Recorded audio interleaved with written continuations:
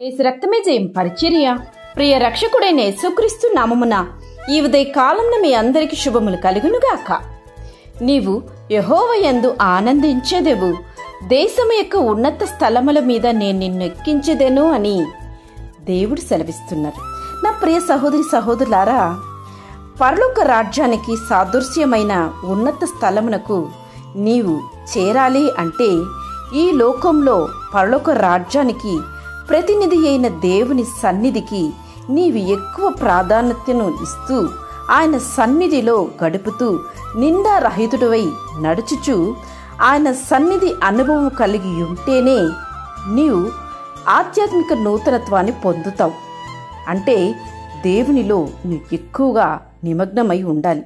ఆయన ఆరాధిస్తూ ఆయన సన్నిధిలో నీ సమయాన్ని గడుపుతూ ఆయన స్తుతిస్తూ ఆయన మహిమపరుస్తూ ఆయనకు ప్రీతికరమైన జీవితాన్ని జీవిస్తూ పాపాన్ని విసర్జిస్తూ ఈ లోకములు జీవిస్తున్న సమయంలోనే నీవు పరలోకం కొరకు నిన్ను నీవు సిద్ధపరచుకుంటూ నశించిపోతున్న ఆత్మల కొరకు భారభరితమైన హృదయంతో నీవు వారి కొరకు ప్రాకులాడుతూ ప్రార్థిస్తూ నీ సమయాన్ని వృధా చేసుకోకుండా వారితో నీవు దేవుని కొరకు దేవుని ప్రేమను వారికి రుచి చూపిస్తూ వారిని నిత్య రాజ్యములోకి నడిపిస్తూ ఇలా నీవు అనేకమైన దేవునికి ప్రీతికరమైన కార్యములు చేసినట్లయితే, నీవు నీతిని అనుసరించి నడుచుకున్నట్లయితే దేవుడు నిన్ను తప్పక ఆశీర్వదిస్తారు.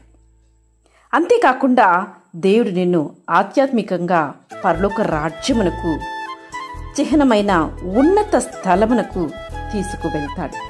కనుక ఆ ఉన్నత స్థలాన్ని ప్రతిరోజు నీవు ఆస్వాదించు.